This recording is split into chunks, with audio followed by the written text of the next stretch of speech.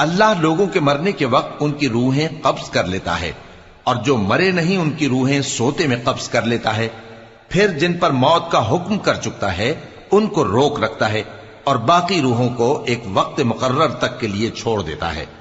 جو لوگ غور و فکر کرتے ہیں ان کے لیے اس میں نشانیاں ہیں۔ کیا انہوں نے اللہ کے سوا اور سفارشی بنا لیے ہیں؟ کہو کہ خواہ وہ کسی چیز کا بھی اختیار نہ رکھتے ہوں اور نہ کچھ سمجھتے ہی ہوں تب بھی کہہ دو کہ سفارش تو سب اللہ ہی کے اختیار میں ہے، اسی کے لیے آسمانوں اور زمین کی بادشاہت ہے، پھر تم اسی کی طرف لوٹ کر جاؤ گے۔ اور جب ایک اکیلے اللہ کا ذکر کیا جاتا ہے تو جو لوگ آخرت پر ایمان نہیں رکھتے ان کے دل گھٹ جاتے ہیں، اور جب اللہ کے سوا اوروں کا ذکر کیا جاتا ہے تو فوراً خوش ہو جاتے ہیں۔ کہو کہ اے اللہ، اے آسمانوں اور زمین کے پیدا کرنے والے، پوشیدہ اور ظاہر کے جاننے والے، تو ہی اپنے بندوں میں ان